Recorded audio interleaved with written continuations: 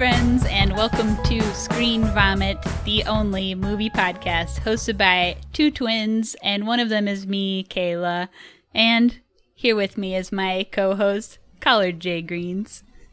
That's the full name. Thank you. Hello, everyone. Collard J. Greens, Loveboy at Law here.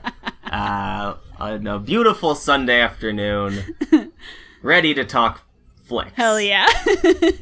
So, this week, just me and Collie, and we have picked the film that just came out, Old Guard, which is on Netflix currently. Okay, so yeah, this movie directed by Gina Prince Bythewood, which is a interesting name. What? Yeah. Oh, man. Who she directed also Love and Basketball, and is the first black woman to direct a big budget comic book film, which is so cool. Huh. I didn't know any of that. I didn't know it was a comic book movie. I didn't know it was directed by a black woman. And now you know. All news to me. But yeah, that rocks. Yeah. And then so obviously starring in this movie, the main reason anyone would watch this movie is because Charlize Theron is in the old starring role there. That's straight. That's why we watched it, right? Yes, absolutely. Okay, you're like an old. Okay, you know that the internet is there. You can just look at Charlize Theron when you want. It's not the same. It's not the same.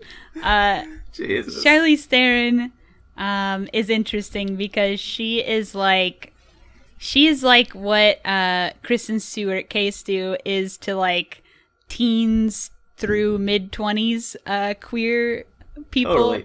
Charlize Theron is for the next gen up, like the mid-20s to probably all the way to mid-40s queer people. I've gotta love Charlize. Did she do as much like openly queer stuff as K-Stu does? Yeah, she's actually done a few. Because she did Tully, she did Monster, she did Atomic Blonde. She's done this movie. You could fucking make a case for Furiosa being a queer character in Mad Max Fury Road. Yeah. I mean, yeah, even characters that she's done that aren't explicitly queer, you know, sometimes they're queer-coded, like Mad Max. Yeah. But IRL, unfortunately, she is straight, which is sad. And I would pretend that I don't know. She was gay in college. And Wait, what? You can't do that! What do you mean? She was just gay for a little bit? You know, older women always say you do that stuff in college. They do. I know, and I've been waiting. She's no exemption. She also says that she did that stuff in college. Oh my god. Charlize Theron also has a trans daughter, and she like makes it part of her goals with her platform to bring queerness into her movies. Like, she wants it to just be something that's there that doesn't need to be addressed because queer people exist and don't need to always have our queerness addressed, you know? And so she, like, makes a point to do that with her films as well. Yeah. So I think that that's kind of cool. And I've also got here, from her Wikipedia page, quote, when promoting Longshot, she revealed that she laughed so hard at Borat that her neck locked for 5 days. Oh, hell yeah. That's incredible. So she's in the lead role, huh? This nobody? Yeah, this nobody's in the lead role. Okay. And then we also have Harry Melling, who played Dudley from Harry Potter. Yes. We have Kiki Lane in another starring role. She was from If Beale Street Could Talk. And we have, Chiwetel Ejiofor. Please forgive me, Chiwetel. From Children of Men and Doctor Strange. And that's basically the people we'd recognize from this film, I think, right? Totally. There's other people, but I don't recognize. Like Matthias Schrodnotz. Yeah. That's right. Sorry, buddy. Don't know who you are. We listed the names in this flick, so what's our critic scores? Cricket scores are looking pretty good on old Roddy Tommy's. Roddy Tommy's. We got an 81. On Metacritic, we're coming in with 70, doing the classic Metacritic. And Google user, the wild card is at 95. Hell yeah. So all good. Like, it's a good movie. It's a good flick. So let's watch the damn trailer and get into it. Hell yeah. Who are you?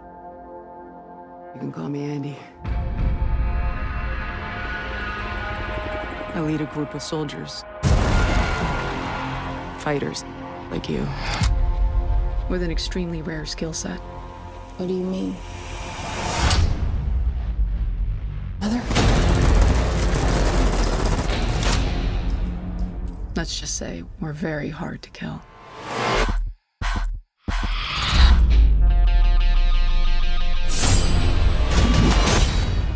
You've got questions, kid. You want answers? I have the new one. And? I think she has potential. See, you're already healing faster. You're gonna do great. So you good guys or bad guys? Depends on the century. So we really never die. Just because we keep living doesn't mean we stop hurting. Throughout history, we've protected this world, fighting in the shadows. But it's nearly impossible to disappear in the world we live in today. Would you like me to take one for you? Oh, thank you so much. There you go. Thank you. These are extraordinary individuals. They are extremely resistant to capture.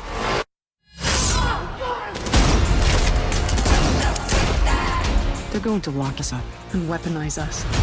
But they've never faced an army like ours. An army of 5. Shit, let's start a band. If we can unlock their genetic code, the entire world will be begging us for the key. You shouldn't have done that. We don't have all the answers. But we do have purpose.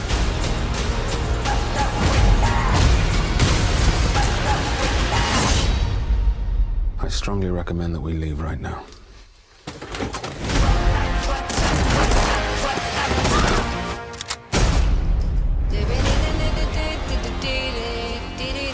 Let's move! Wait for the signal. How the hell can you even tell? I'm gonna keep up on all that. That trailer was a little long.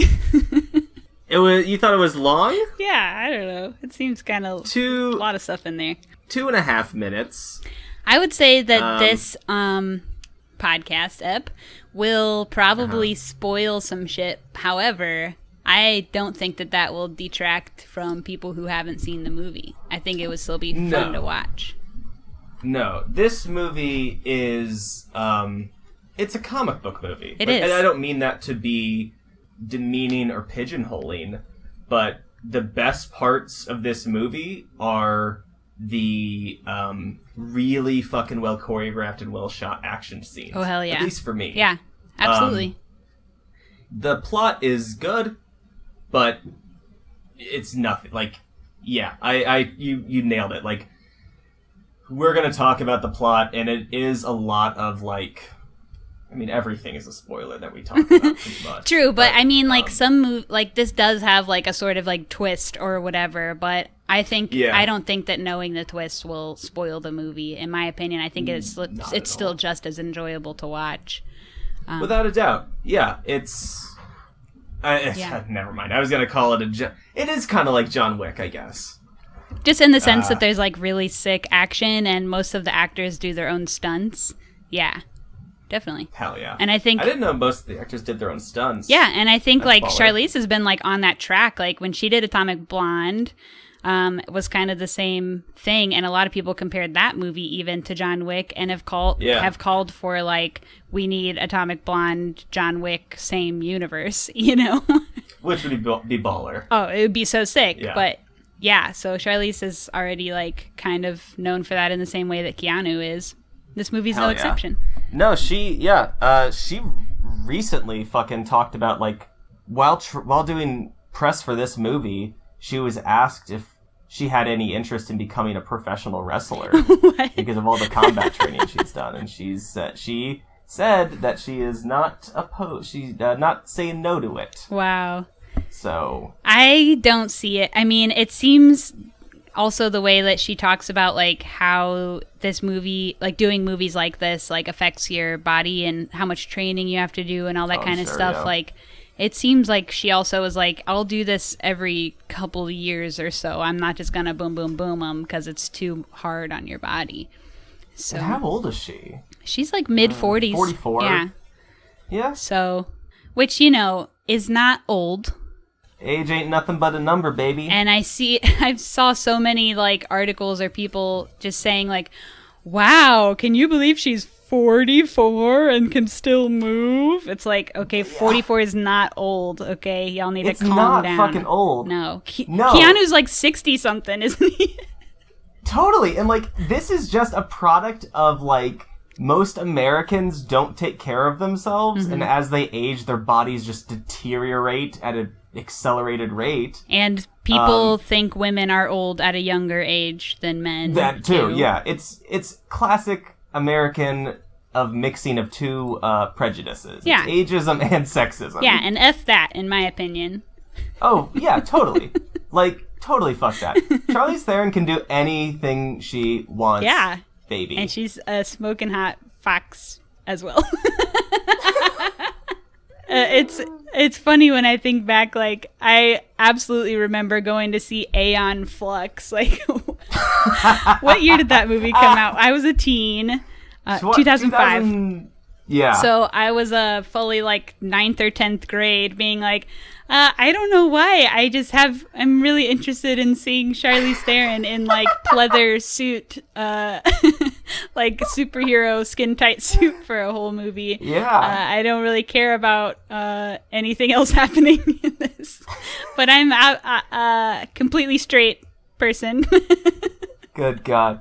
I remember when that movie came out because I thought even though I was allowed to see PG-13 movies at the time and I was under 13, I didn't think I'd be allowed to see it. I am a little baby. I didn't think I'd be allowed to see it because I thought my mom would be like, that's a pornography you're going to go see. I mean, it basically was. But so's this. Yeah, oh, without a doubt.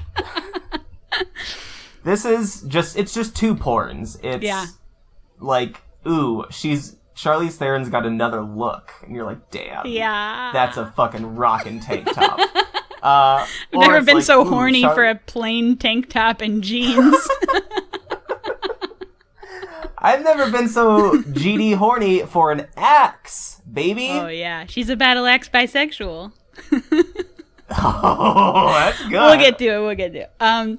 Okay. So I guess starting from the very tippy-toppy, this is, we've lightly mentioned, based on a graphic novel that is a 4-part graphic novel. And the same person who wrote that graphic novel, Greg Rucka, also wrote a bunch of like comics that you would know. Some Wonder Womans, some Batman, Supermans, all kinds of people that you would know.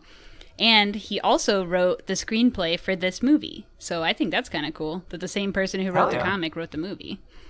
All right, so I don't know. Should we just like start going through the movie now? Let's just dive in. Okay. T to B? First note, she's a smoking hot babe.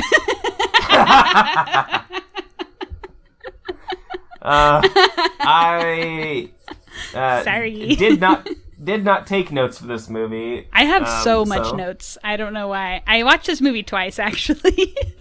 Well, I watched it right before little behind the scenes magic. Some here, folks.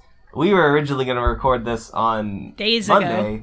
It is now Sunday. We didn't record on Monday. We just talked for 2 hours. Sometimes when you're best pals, you just get caught up chatting. You just talk. And then we're like, okay, well, now it's like 10 p.m. Do we start recording an episode? And so we're coming back now. And are things fuzzy in my head? Sure. But I'm not going to... is my podcasting bone fuzzy? Not at all. Yeah. That makes sense? Something like that. Okay, so I guess we kind of figure out that they are a group it's based around a group of immortal people. Yeah. You can see that in the trailer. I mean, that's not really like surprising or anything, but I think it's really cool. Yeah. One of the first things she does is like passes by a group of tourists that are taking a pic, and she ends up in the background of it, and then she sneak deletes the pic and takes a pic for them so that she's not in the there's no record of her existing. Very smooth. Real smooth. The first thing that happens really is that all these immortal people, this group, there are 4 of them, meet up because they're getting a new job from this guy Copley. And Charlize is like pretty fishy about the whole thing because I guess it's like in the same place. They've already like done a mission in this one place before. But this guy Booker is like, no, I vetted the guy, like he's cool, it'll be fine, blah blah blah.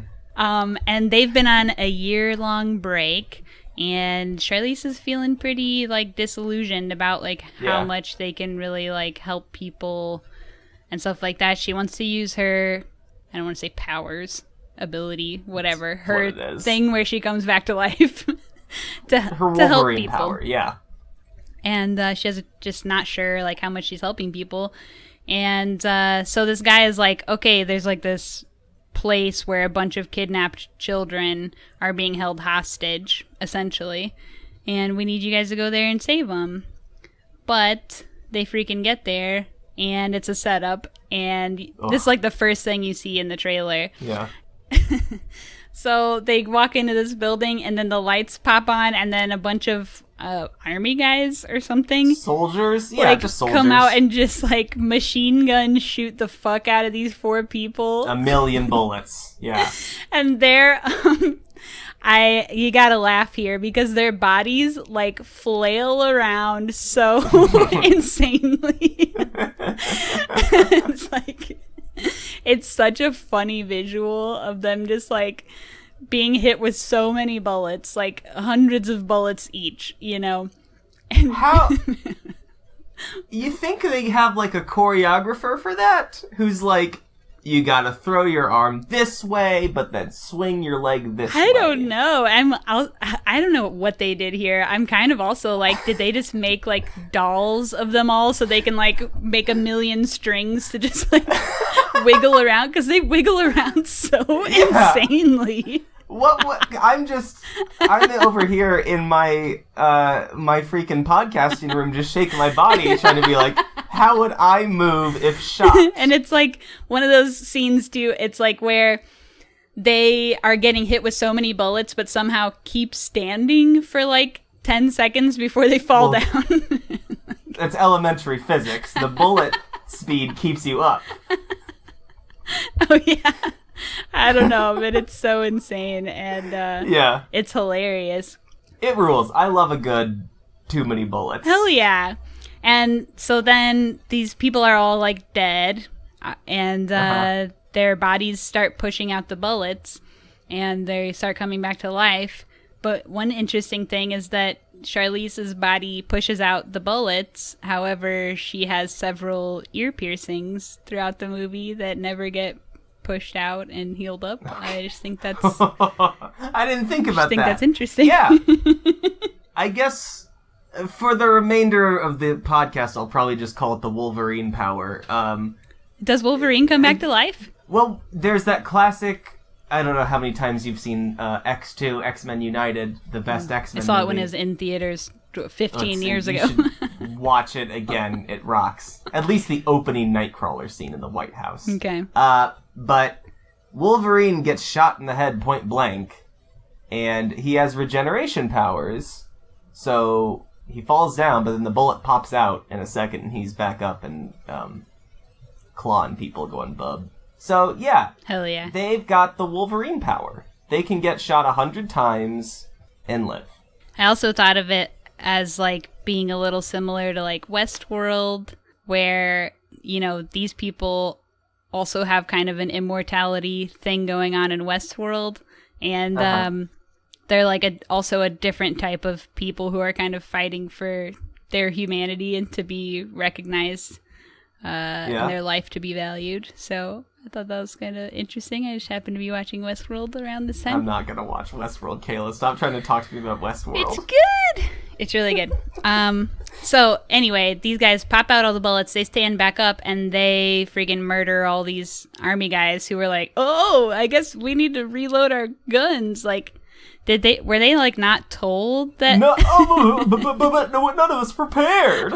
Yeah, no, it's like... What were they told their mission was? Show up in this dark room, and when people walk into it, turn on the lights and shoot the fuck out of them and get out of there. And that is that. Like, what? Yeah, these absolute dopes, like, just get straight up murdered very easily and handily. Oh, yeah. They, probably like 15 soldiers, none of them are able to get another bullet off, I think. Which is insane. They all definitely have sidearms. They all definitely have a little handgun. I know, it's absolutely crazy. It's hilarious. And they rock. That's where we meet Charlize Theron's battle axe, too. And then where it's confirmed that she's a battle axe bisexual. Yeah. So, that kicks ass. Okay, is a battle axe bisexual something I don't know about? Resident straight friend here. There's like a pretty popular queer artist who a long time ago made all of the like different identities a weapon to go with them that makes it like there's like nunchucks non-binary, there's battle axe bisexual, I don't remember what the other ones are off the top of my head. Those are the two I can think of because I'm bisexual non-binary. But so there's one for like all of them, but the artwork has circulated for like years, and they sell like pins and stuff on Etsy. Oh yeah, all I had to do was Google battle axe bisexual. Did it come right up? Tons of stuff. Yes, this is a pretty cool pin on Etsy for $12. That's the one. That's the person. Yeah, TBH, I'd buy that if I were buying. The LGBT Armory. But anyway. So also when they're getting up, one of the people spits a bullet out, and I'm like, do their teeth regenerate too? I don't know. That's an interesting thing to think about. No, because teeth aren't living tissue. Right? But like when they show Charlize, like later on we get a flashback to like, well, I don't know, centuries ago, 1,000 years ago, sometime.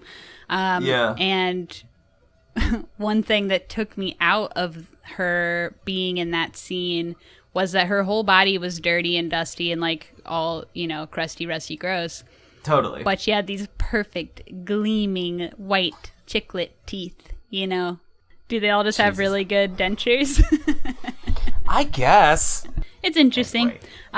Okay, so that's when they realize they've been set up and there's a camera in the room and somebody's been watching.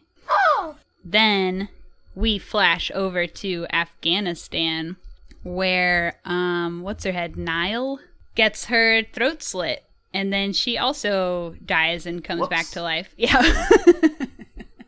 Whoops.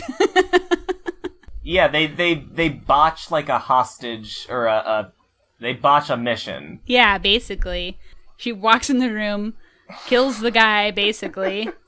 Yeah. 3 shots to the chest, and then was like, oh, whoops, they wanted him alive. So now after I've shot him 3 times in the chest, have to revive him. Yep. And he sneaks a little knife and slits her throat. That's the freaking U.S. military for you. Well, why won't they just shoot him in the legs instead? That's my Joe Biden impression.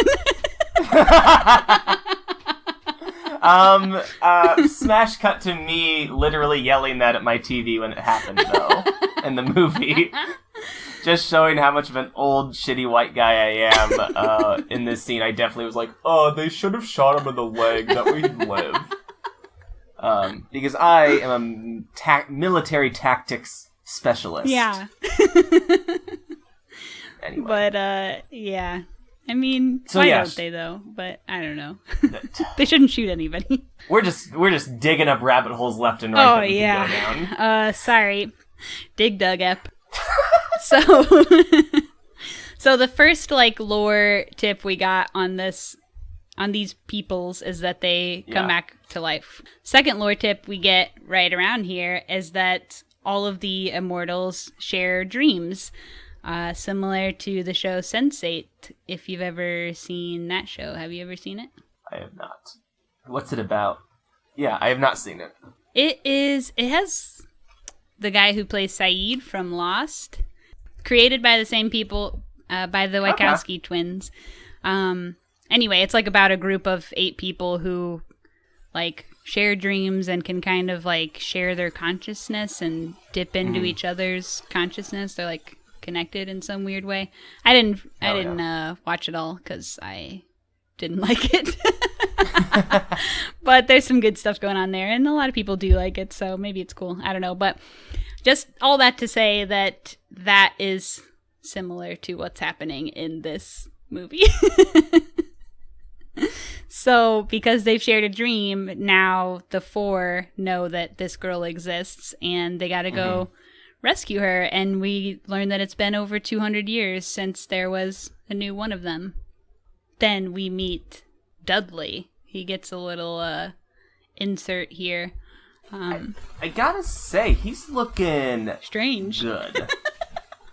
Oh. What? You said strange? Oh. Y'all have seen Harry Potter. Y'all remember Dudley. Yeah. He was a freaking brat, chubby, and he's just looking like a normal, skinny psychopath. Oh. He looks so different from, what we've previously known him to look like, obviously. But he just looks wild. I mean, this man looks like his head is made from prosthetics. Like, how is his head, like, real? I'm sorry. No, you're right on. Because you look at him and you're like, it's like looking at Mark Zuckerberg. You look at him and you're like, you're just unsettling. It's just like, not, like, how are you real is really what... It's like what is it called? The Uncanny Valley, where an animation... He looks like his head is claymation. Like, he just doesn't look... It's like when we watched Gemini Man and there were too many CGI scenes.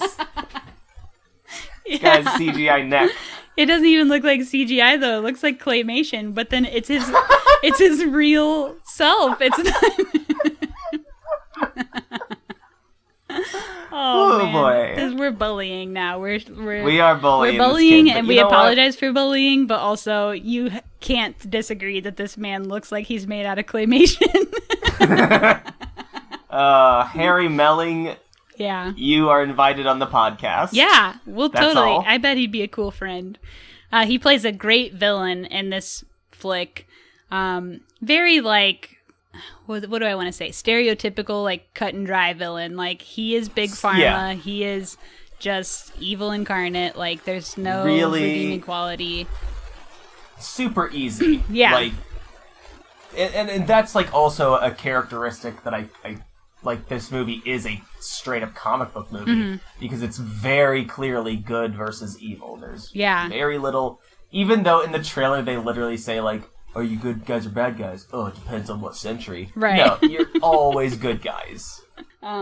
Yeah, so he's very clearly a bad guy, but Harry Melling, his character is Merrick, puts himself out there as if, like, he's some kind of scientific genius who's, like, gonna have the cure for cancer and dementia and whatever. And so Copley thinks, like, I know that there are some immortal people out there, and I can bring them to you so you can do scientific experiments on them and use them for good, for science. I mean, it adds up enough. When he starts saying it out loud, you're like, I don't know. Yeah, it's not as bad as Deep Blue Sea, where they say they're going to take shark brains to cure dementia. Incredible. But it is in that it's like, takes a lot, yada yada yada's it. It's like, we get the people, yada yada yada, cure for dementia, you know? They just skip all of the important steps in it, which I guess don't matter. Like, it's a movie. You can just tell us you're going to. And on some level, I can rationalize out in my head that, like, yeah, they do wild things with stem cells. Mm-hmm. So Copley's like, I need all the guys. You gotta bring them all to me. So that's our side plot here. That's our villain plot. Why not just one? Well, I think because it turns out, like, later on, we go more into that, like, he doesn't want his competitors to be able to have access to these people, so... That's right. We'll talk about that when that comes up, because there's some more stuff I want to say on that. But, so then we zoom back to Charlize has gotten Niall, basically kidnapped her, put her on a drug plane, and is taking her to meet up with the others. And this... I have mixed feelings about this scene because... on the one hand, it's basically pornography, but on the other hand, like, it's so annoying that Niall is, like, so pissed off, and I just want to be like, why can't you just, like, listen to her or talk to her and, like, be normal instead of just, like, keep on trying to, like, sabotage Charlize or, like, fight her or whatever. It's totally. It just becomes, like, kind of annoying, but also... It's a really good fight scene, and it is hot, so I don't know where you go there. I did not... Yeah, it is a hot scene, but yes, it is, like... It's a fucking trope. Like, this is in every superhero movie kind of thing, where the old, wise sage picks up the young, restless, and headstrong... trainee, and they have a montage, and then they go defeat the big evil. Like, and she's like so pissed off. Like, I don't understand why she's like so pissed. Like, doesn't make sense. It was a weird choice. I agree. Yeah. So eventually they get back to base, which is an abandoned property in France, which is like a sick house though. Like, I'd live pretty there. Badass. And we kind of start to learn the dynamics of the group, like where they come from, like why, well, not exactly why they're like this, but sort of. That Andy, who's Charlize, is the boss. She's the oldest. And then there's a gay couple who have been together for like 1,000 years. And then there's the other guy, Booker. And they're kind of showing her the ropes, sort of like telling her what's up. And we learn that this, like, the next piece of lore, that they can actually die eventually. Like, at some point, their immortality juice runs out and they die, and we don't know why. And the new girl, Niall, has that dream and tells everybody about her dream, and then they tell her what it means, which is Andy's girlfriend. Man, that was like... brutal. Yeah, absolutely brutal. And I guess this is a difference between the movie and the comics. They changed how she died. And I don't know how it was in the comics, but I just know it's the thing that they changed. Is that they were being punished for over and over for a long time, being punished for being witches and whatever. And they separated them, took her girlfriend, locked her in an iron casket, an iron coffin, an Iron Maiden. Hell yeah. Mm-hmm. They locked her in an Iron Maiden and threw her into the ocean. So she's just like at the bottom of the ocean, drowning to death over and over again, coming back to life, drowning to death, coming back to life, drowning to death, for all this time, hundreds of years. Like, oh my God, that is brutal. I think that's probably objectively the worst existence you could have. Mm-hmm. There's nothing like profound to say about it. It's just like, it's this Sisyphusian, there's no escape from it. You just wake up, drown, wake up, drown, go to bed, drown. What was that song? Die, drown. Yeah, like, what a hell. Oh my God, it's just absolutely horrific. Like, yeah. That was such a detail. They looked for her and never found her. I mean, there's so much ocean. Like, where would you even start? You know? Oh my God. Yeah. I have zero clue how you search the ocean. I have zero clue how you search a river. True. A river seems much easier, but still, yeah. Yeah, the authorities are like, we swept the river. I'm like, how? I mean, I know that, like, at least as far as being on, like, a river, like, and I assume they have this similar technology for the ocean, like, there are, like, little, you know, sonar things that you can buy that, like, show you where fish are or other stuff like that. There's probably some for, like, metal, for, like, how they find shipwrecks and stuff. Yeah, so I don't know if they, like, went out on a boat with, like, some of those sensors or... Okay, like, you know what? I take it back. I think they are idiots. I think Charlize Theron is an idiot. She should have absolutely found Quinn. Why? Here's what I'm saying. Andy, Charlize Theron, knows where she was, right, when they took Quinn away and drowned her. Mm-hmm. Right? So she knows she's roughly, let's say it was England. And they get on this ship and they take Quinn out.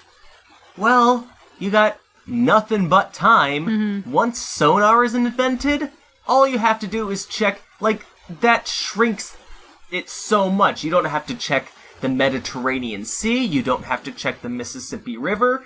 You just have to check the ocean and stuff around the UK. But who knows, like, how long they were out on the boat, too, before they dropped her. And then with, like, tides and stuff like that, like, she might be, like, getting shifted around on the seafloor. And who knows, like... Sure, I mean, there's so much of the ocean is still, to this day, unexplored. That's such a defeatist attitude. I know. Though.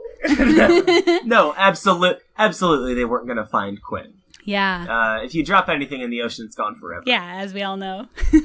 Yep. Oh, the ocean is so scary. Every time I go in the ocean, I think about how many, like, dead bodies are probably in there somewhere that I'm just, like, swimming in now.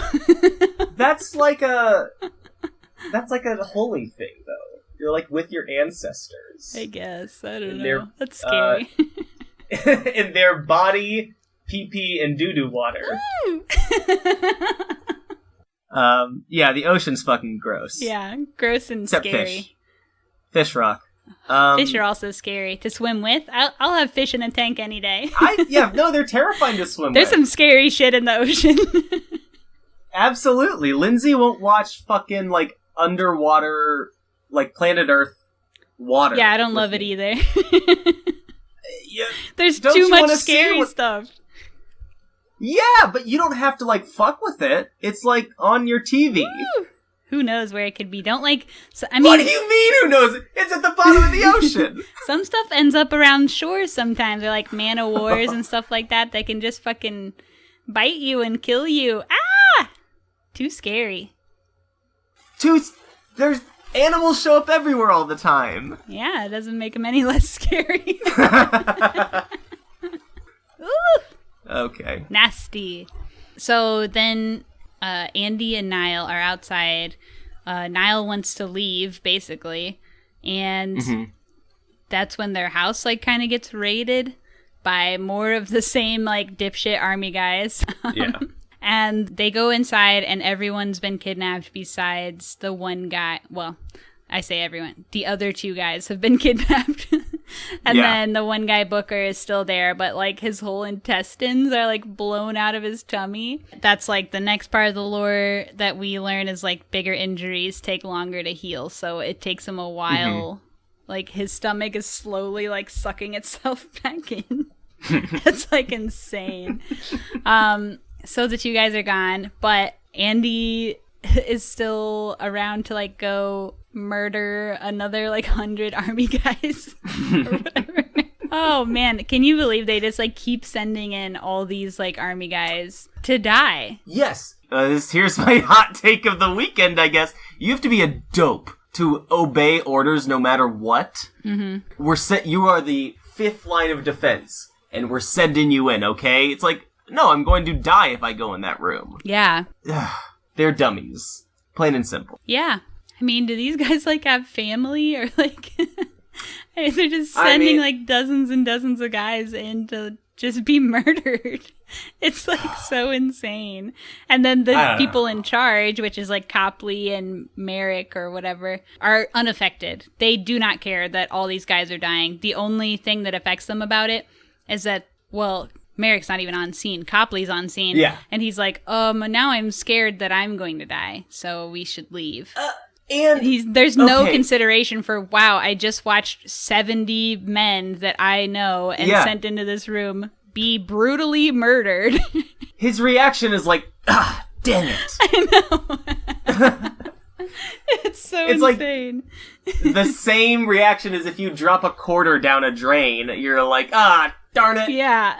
He's like, 100 human lives lost. What a downer. I guess we better get out of here, guys.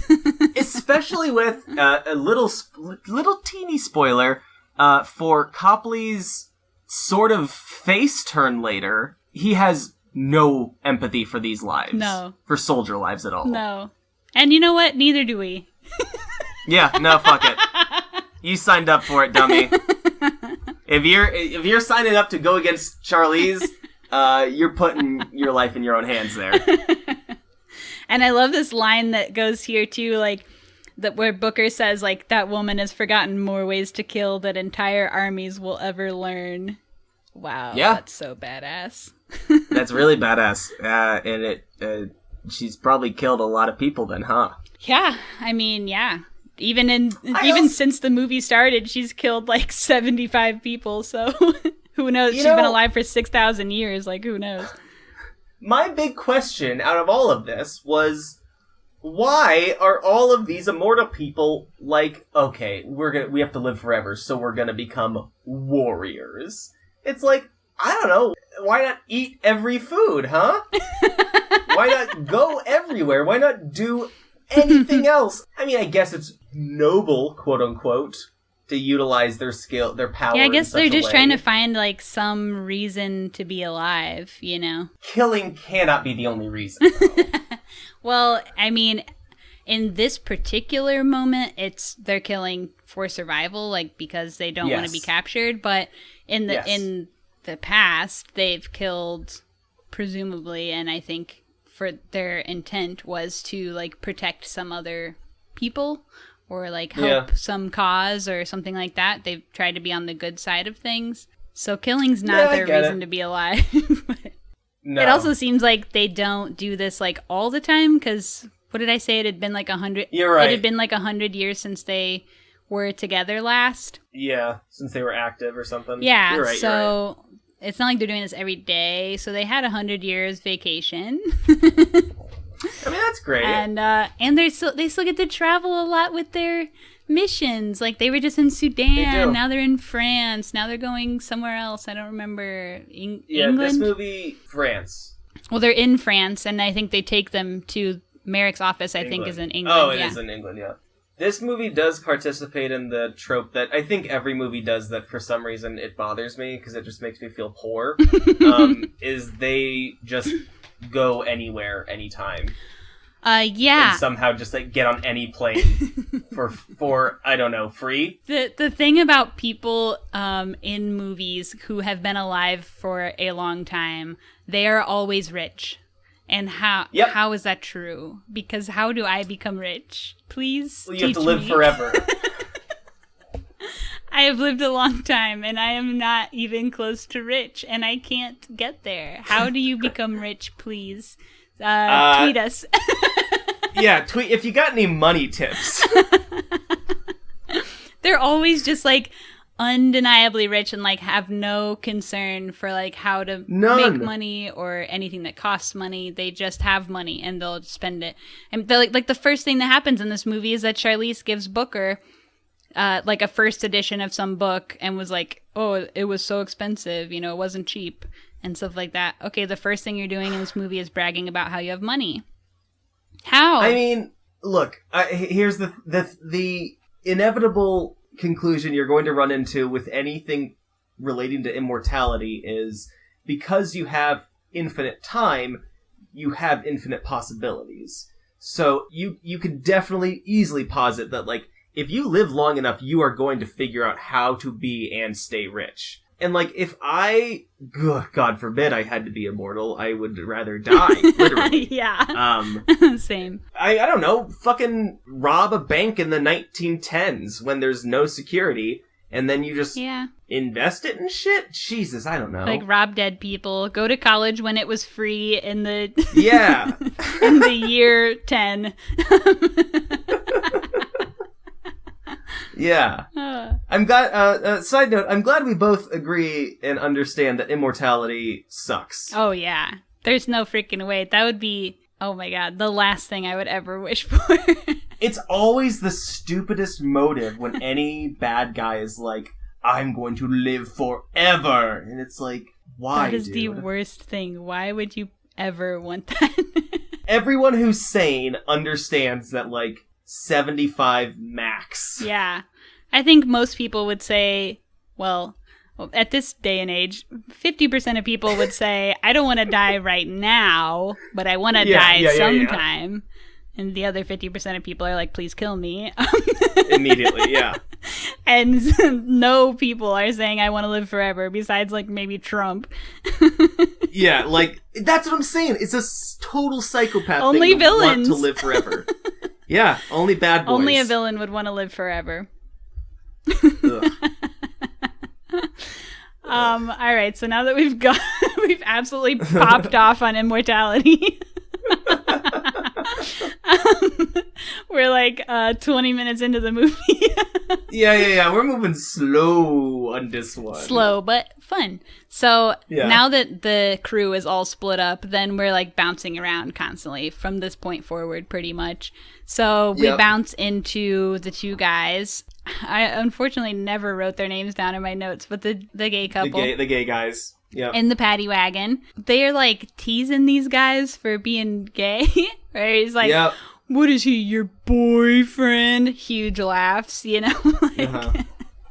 Oh, love that. And then he gives this great the speech. Cheesy ass monologue. Yeah, and the speech was actually the writer who I've said wrote both the screenplay and the comics. Like, it was in his contract that if we're going to do this movie, this part has to be in the movie. And there's no negotiating on that he wanted this speech to be in this movie. It's great. It is great. It's beautiful. And it's so it's just so loving, like, big profession of his love for his partner. Totally. He just is like, no, he's not my boyfriend. He's like, my to the greatest extent goes out and says, like, he's my other half. Yeah. Really, just I was kind of taken aback by how... I thought you were gonna say you were taking notes for your wedding. No, I did. I did the old. I looked at Lindsay and I said, "That's how I feel about you," and that about covers it. And now you're legally married. Yeah. I love having someone else say the words for me. So. No, I was just like, again, like, I understood it was a comic book movie, but then to have something very well written and very sweet and just heartfelt, I was like, I love that. And especially, like, being a queer relationship. Totally. Like, you just don't get that. I mean, you don't really even get queer characters in comic book movies. Hardly ever. Yeah, let alone, like, a non-stereotypical presentation of gay guys, but, like, not non-stereotypical, non-hypersexualized, just honest. Yeah, so that, they don't fall into any of the terrible stereotypes, and that's great. And Charlize, too, like, her character's also queer, and she was, in love with that woman, and as far as the movie shows, like, never loved anyone else, and still thinks about that woman, like, so beautiful. Aside from her hair, which is... I'll go ahead and call it stereotypically queer. Yeah. That hair is a dog whistle. Yeah. That is true. And we do have a similar haircut. So, tested and proven theory. Yeah. Yeah, so great scene in the paddy wagon here. And then they, after he gives his beautiful, like, love speech, they murder everyone in the paddy wagon. Baller. Oh, we love to see a bunch of homophobes get murdered. Does rule. And then, so we flash back over to Andy, Niall, and Booker get to Andy's ancient cave full of stuff. Love an ancient cave. Oh, yeah. And I was like, me when I invite people to my Animal Crossing island. She just has like all these old sculptures from like famous people and whatever there, which is maybe how she's rich. She just knew all these people who became famous later, and now she can sell their shit. I don't know. You just sell like one Picasso a century or something. Yeah. Sure. Okay. Yeah, that tracks. Yeah. So Andy, we see here, is not healing. She has like a cut on her shoulder. It's not healing. So she goes to CVS, finds a hot goth girl, and they have a moment sewing her up or whatever. Why did I write this down? CVS police story. Oh, I remember what this is reference to. Just like there was like a related story in my town last week to CVS. Where so CVS notoriously prints out like way too long receipts, and somebody in my town took their receipt and started strangling the cashier at CVS because they were so pissed that their receipt was so long. And their receipt, when the cops got there, measured it, their receipt was 9 feet long. Isn't that insane? They wrote in the article like what all was on it, and it was just like all this bogus stuff. It's like there's coupons, there's 2 different surveys, there's like a notice about Corona, there's like, it just goes on and on. That was like so insane. But also, what is the damn deal with CVS? What's the deal with CVS receipts? They're trying to give you savings, you dope. Oh just man, that's incredible. Because I was sitting here wondering, like, the ones I get, and I'm being generous, like, they're 3 feet long. Yeah. That's a long receipt. Even if you buy, like, one thing. It's, like, so crazy. And I was like, that 3-foot receipt can't adequately strangle someone, but a 9-foot receipt, you wrap that sucker around a couple times, you'll strangle someone. Isn't that just so wild? That's insane. Oh my god. So Charlize here is at CVS and like doesn't even know what to get. She's just like dumping things, and it's like guys' grocery games, like dumping things in the cart. We're all familiar. Sure we are. Dumping things in the cart. And then has the hot goth girl sew her up, and we love that for them. Then we bump over to Merrick again. Oh, so this is when like the 2 guys have arrived at Merrick's office or whatever. And this was so insane because he's like, first he's given like a speech, his little villain speech of like, finally you're here, you know, I'm going to help cure cancer. And then he's also just like, I want money. And he fucking just walks up and like stabs the one guy like 12 times to get like proof that he's immortal or whatever. It was like absolutely insane. My man, one cut. Like, that's all you fucking need. Honestly, and that's like, okay, this man is like obviously psychotic because all you need is one cut, and he just goes, like just like stabs the fuck out of this guy. Like, holy shit, how, you've been holding that one in, huh, buddy? Like, yeah. Holy shit. So Copley's like, so you're just gonna like run some tests and then like let them go, right? And he's like, no. I need the other guys, first of all. And secondly, I don't want my competitors to get these guys because then what if they get technology before I do? And then they make the money and I don't make the money. And so he plans to run tests and lock them up in a fucking closet for eternity, it seems like. Capitalism, baby. Yeah. Which, like, also, I mean, shouldn't that be, like, some kind of illegal or... I mean, because they're people. Like, what the fuck? And then he's, like, tells them, like, oh... What is the CIA, like, never disappeared somebody or whatever? Like, yeah, roast him. Holy shit. Holy shit. So, Booker, Andy, and Niall make a plan to go rescue the guys. But Niall decides to split because she thinks they're all bad dudes. After she saw Charlize, like, kill all those men, she's like, okay, these are baddies, and I'm a goodie. Yeah, not totally unjustified. Yeah. But then she's like leaving and realizes that her gun is empty, and somehow that means that I don't know how exactly this connects that Booker is going to betray Andy. Yeah. But it's in her mind, instantly, she's like, oh, Andy, I have to save her. So she goes back to help Andy.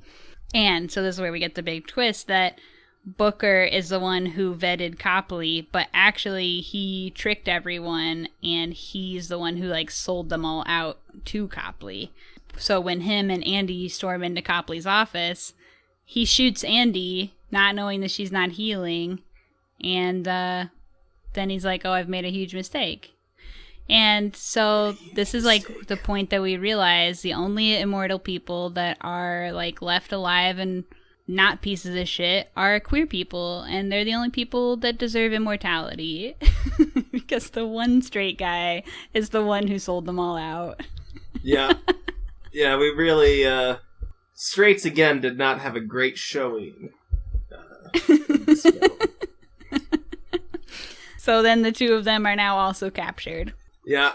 So Copley's starting to have regrets for, you know, his hand in turning all these people in because he was like trying to do something good, allegedly. My man's in the CIA. He has a warped view of what doing good is. Yeah, for real. You got to think around here too, like, why does Merrick have a whole like militia at his disposal? Like, he's just like a CEO. I would say, and again, like the only way Merrick made sense to me was by basically comparing him to Zuckerberg. I'd say... You think Zuckerberg has like an armed, like trained... Yes. You think so? Yes. I think 100% Zuckerberg has at least 5 armed guards. This man has like hundreds, and they're like dying by the dozens. Yeah, but that's the thing, is Zuck isn't going after like something yet. When he gets going on something, I would say expect more. I wonder. I want to know how many Zuck has. Yeah, we're gonna revisit this episode in like 3 years, when Dictator Zuckerberg has taken the White House by force. Oh my gosh. And you're going to be eating your words. Yeah. So Niall finally shows up, and Copley's like, who are you? And instead of just saying, like, I'm one of the guys, she's just shoots herself in the foot and screams. Yeah! I was just... What are you doing? Again, a cut! Or you could just say, you know those other guys who are immortal? Yeah, I'm like that too. And so she just shoots herself in the foot. Like, absolutely insane move. I could not fucking believe it. Absolutely unhinged. Yeah. Oh, man. And then we get, like, Copley's, like, backstory about his sick wife. I found this to be unnecessary. I did, too. TBH, I zoned out. Yeah, and the way it's presented, too, is, like, he starts... This is his first line about it. She couldn't breathe, my wife. And it's like, okay, that's your reasoning for this? Your wife couldn't breathe and died? I don't know. That justifies capturing 5 people and, like, selling them their bodies and their lives to science against their will? It didn't add up. No. Did not track for me. No. Again, my man is in the CIA, so he has a warped view of what good is. That's the only... If you look at it with that lens, it makes a little more sense, but even then, it's a stretch. Yeah. Also, when Niall is in the office, she sees his CIA yarn board connecting all the dots of, like, pictures of Andy and the guys. Yeah. For century. Ooh, do you think Andy gets her period still? Oh my god. Imagine having your period every month for 6,000 years. Fucking kill me right now. That would suck. Yeah. She must! No, she must! Because yeah. If her teeth survived, then for sure her reproductive organs have survived. Yeah. We're led to believe, they don't explain it, but, like, you know, they hit an age and they're immortal, right? It's not like they're born immortal. Are they born immortal? No. Because it's like they turn immortal at some point, yeah. Yeah, so you hit, like, I mean, Charlize Theron could easily pull off, like, they're all 35 years old. Yeah. If you said that, I'd believe you. Yeah. Well, they talk about how Niall is younger. They're like, oh, she's just a baby and whatever. Yeah. But they're all roughly none that of them age, are, She's not menopausal. No, definitely not, unless she has, like, a condition. But yeah. But... Yeah, and you'd never even be able to get, like, a hysterectomy or anything because your fucking uterus would just regrow. Oh, my God. Okay, nightmare. Immortality is so cursed. It's so cursed, yeah. This is terrible. Jesus. Oh, God. I'm horrified by their reality. So, Niall and Copley are going to go on a rescue mission now. Yeah. Well, mainly Niall just goes, like, kicking ass through the hospital. Mm-hmm. And when she finally reaches the rest of the guys, and she's talking to Andy, and is like, oh, I realized you actually do good stuff and not bad stuff. It's so funny right here, because she's, like, half dead. She's, like, looks all sad. She's, like, basically given up. And then Niall comes and talks to her, and then hands her this gun. And then as soon as these guys walk through the door, she just pops up and bang, bang, bang. Like, it's gunpowder. She's back to life right there. It's gunpowder, baby. Yeah. Somewhere in here, too, Merrick had gotten a hold of the axe. So This is where we learn that Merrick is Battle Axe by Curious, baby. It's just funny. You see him, like, take it out of the case and, like, examining it. Like, he really is Battle Axe by Curious. And so, yeah, then all the guys are kind of, like, fighting the endless supply of, like, militiamen that are in this hospital. I don't know. It's so goofy. Andy refuses to wear body armor. And she's basically like, Jesus, take the wheel. When it's my time to go, I'm going to go. Which is, we're seeing now many people who refuse to wear masks. Yeah. We love that. The old wear it or bear it. Yeah. Yeah, I mean, basically they whip ass through the hospital till they finally get to Merrick, and they do the callback to the earlier in the movie when she had yelled at the man in Russian who was driving the plane to duck and play dead. And they do that again, and it throws them off guard, and then they chop him in the neck with the battle axe. Badass. And Niall runs out the window with him. Yeah. Kind of unnecessary. Like, it didn't need to go that far, but... I think she was just trying to protect Andy in case, like, that one chop didn't kill him, and he could have come after Andy or something. Yeah. He could have even slammed Andy out the window. But the whole time when they're, like, fighting people through the hospital, first of all, there's a lot of really sick action in this part. But secondly, like, all the walls everywhere are glass, and I was just waiting for somebody to fly through the glass. I'm like, somebody's gonna fly through the glass. And it happens twice, I think. Glass flyers. So, like, hell yeah. Got everything I wanted out of these scenes. And then kind of, like, once hundreds of people are dead, including Merrick, all the immortal guys make a deal that Copley is going to help get them jobs and gonna hide their tracks in the future. Well, until he dies, I guess, because he is not immortal. It seems like it should be one of their own jobs, but whatever. Yeah, they'll figure that out in 40 years. Yeah. They're on cameras, like, everywhere, so that's gonna be his life's mission now, to just, like, go through... hack everybody's camera footage and constantly delete it. Neato. Yeah, I guess. It's like... It's a weird conclusion it posits. Yeah. Like, I don't know. You think after living for so gosh darn long, you wouldn't need a mortal person to help you. I think it's just like... Okay, so we all know, like, how our own grandparents can barely work cell phones. Okay, this chick is 6,000 years old. Like, she don't know what the fuck a computer is. That would have made it so much better if they were all just baffled by new technology constantly. I'd love that. Yeah, how did she... They were just how did she even figure out how to take a picture? Light switches. Just the most basic stuff. They're like... How is this box creating heat for this room? I mean, it takes, like, so much work even for younger people to like keep up with all the new technology. So yeah, it's really interesting. It probably would make you smarter in a lot of ways and dumber in a lot of ways. So yeah. So yeah, this guy's gonna delete all their pics offline, I guess. They decide Booker's punishment is that nobody's gonna talk to him for 100 years. Which, like, his whole thing was that he was lonely. I mean, that was like the whole thing boiled down for him was like, oh, you guys don't understand, I'm lonely, therefore I want to be tortured until I die. Like, what? You can't talk to us anymore for 100 years. Yeah, goofy shit. But super goofy. Then we get a flash cut to 6 months later. Booker is drunk and goes home, and Charlize's girlfriend, Quinn, is in his house. And, baby, we got a sequel cooking. And second part is actually already greenlit, so there will be a second. Oh, is it already? Yeah. At least that's what I read.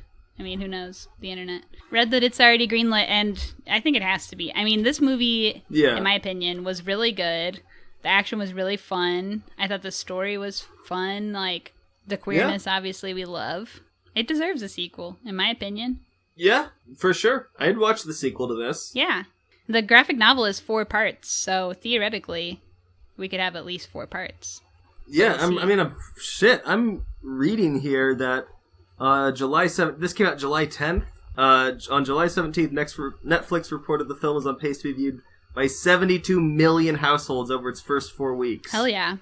Among the top 10 most successful original launches in the platform's history. So, this is we could do a whole freaking just solo episode, or a little bit someday, talking about how the movie industry is going to change. Oh, yeah. And this I think will start to be more common, that movies like this are going to get massive, and I'm sure they were, things like what was the Will Smith Bright? The orc cop movie? Yeah. I'm sure that had millions of views and everything, but yeah, like, wasn't there like the Adam Sandler, Jennifer Aniston movie that got allegedly like a bunch of views too? Yeah, so there's definitely, the precedent is already there for mass release films. I think like the tough part is that it's hard to make money on it that way. Oh, without a doubt. Maybe because like Netflix isn't getting like new subscribers. I mean, everybody has Netflix. They're not getting a lot of new subscribers for anything. And then if you're not doing theatrical release, then you don't get ticket sales.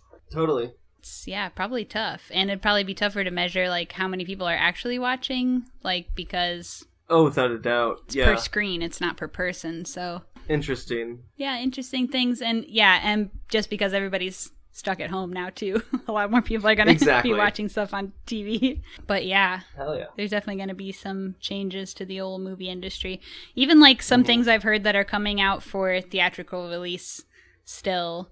I have heard that mainly they're going to be doing both. Like they're going to do theatrical and online at the same time. What do you call that? VOD. I mean, like, and I'm kind of looking forward to that. I mean, ultimately not. I miss the movie theaters. Oh, yeah. So much. Yeah, I do too. I'd give anything to have a fresh bowl of popcorn. My AMC Cameo deal. Yeah. Small popcorn and a small soda for $5. Lay it on me. I love to go to a theater. TBT. Yeah. We'll never be Stubbs members again. I know. I would. AMC, I am begging you. I will pay you $21 if you open up tomorrow, just for me. They are open. They're open, aren't they? Not in my state. Oh, really? They're open out here, but even still, like, that's too scary, too risky. I'm not afraid to go because the movie theater in Bloomington was already so underpopulated. Mm-hmm. But it only takes one person. Sure, underattended. Only takes one person who's sick. It does. And the air just goes all the way through the building, so it's all in circulating air system. If you'll excuse me, I'm trying to justify my risky behavior. People, look, I saw so many movies with just like 3 other people in the giant-ass movie theater. I think it could be safe. Sure, you can use the abstinence argument that the only safe way to protect yourself from COVID is to stay at home. Mm-hmm. And is that what I should be doing all the time? Absolutely. But would I risk it all just for a chance to see Trolls World Tour at my local AMC? You bet your bottom dollar I would. You know, nobody's going to be wearing a mask in there because they're all going to be eating their food, just breathing everywhere, sharing the air with you. It's going to be great. All right. When I go to the movies, I'm just going to scream at everyone until they leave, until I have the whole movie theater to myself. Oh, yeah. But we do miss the old movies one of these days. Yeah. I heard they're on the third stage of testing the vaccine. Third and final stage. So. Let's fingers crossed. Yeah. Anyway. Yeah. What do you give this movie? I would say I thought this movie was really fun. Uh-huh. Great action, great cast. I loved a lot of stuff that happened in here. I love a lot of the unique portrayals of not only superhero people, but kind of a unique story and unique portrayals of queer characters, which we mentioned. I'm going to say 4 stars because I just thought this was a lot of fun. Hell yeah. What do you think? Yeah. It gets a 3.5 out of me. Yeah. It ticks all the boxes of being like like you said, like it's a solid, well done movie. You can't really argue that. Mm-hmm. Aside from the action, there wasn't a ton of like uniqueness for me that would bump it up to a 4 or a 5. But it's still great, and I still would recommend watching it. Yeah, I definitely recommend it. Great flick. Yeah. All right, so now that that's done, now it's time for ScreenVomit.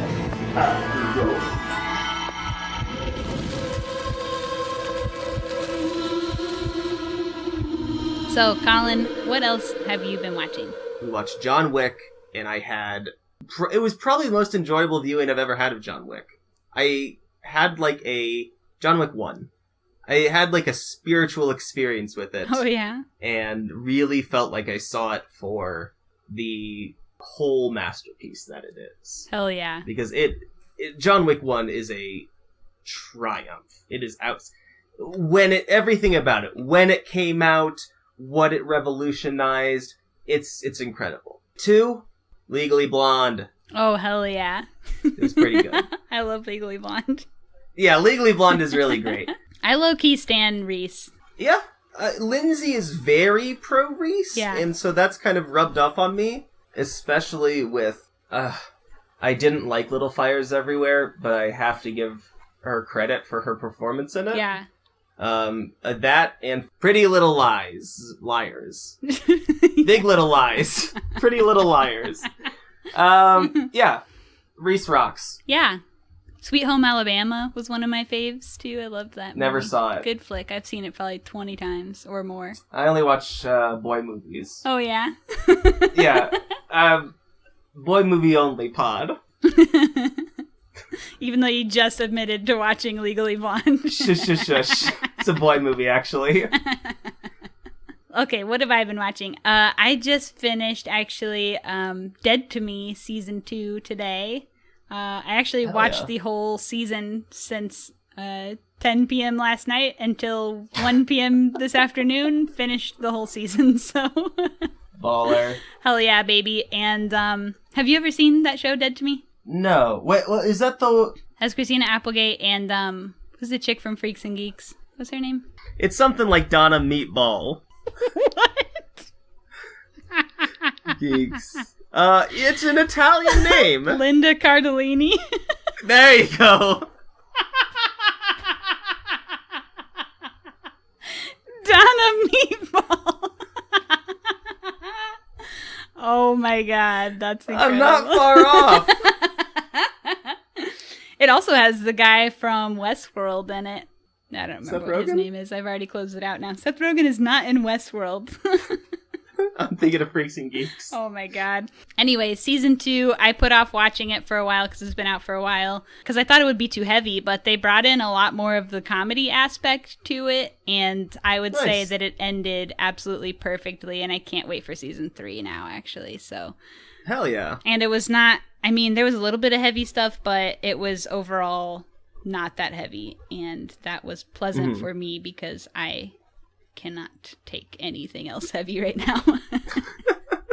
So, yeah, I guess that's mainly what I've been watching. Hell yeah. All right. Yeah. Do we have anything else to talk about? I got nothing. Just make sure you're taking care of yourselves out there and being nice to yourself and doing stuff you like and trying your best not to go crazy. That's all I got. Hell yeah. So we have a little bit of plug for this week because we made a Twitch account.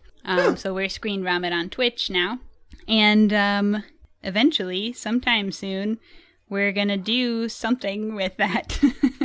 Ooh. Yeah, we'll probably do like a live thing sometime. So give us a little follow on Twitch, and so you'll get notified when we're going to do that. And I'm sure we'll talk about it more as the days go by. And you can also follow us on all the other things, Instagram, Twitter, Facebook, Letterboxd, all the things at ScreenVomit, one word. Subscribe on your app. Leave us a little rating if you're nice. And tweet at us or send us an email with your thoughts on this movie or other movies. Our email is screenvomitpod@gmail.com. Tweet us your fave movies from the last 10 years, because that's what our thing is. And we'll do anything. Or we'll consider anything, just about. We'll do anything. Next week, we're going to watch Horse Girl. So check that movie out. I believe it's on Netflix right now. And come back for that ep. And that's all for us, babies. Okay, thanks for listening. Bye-bye. Goodbye.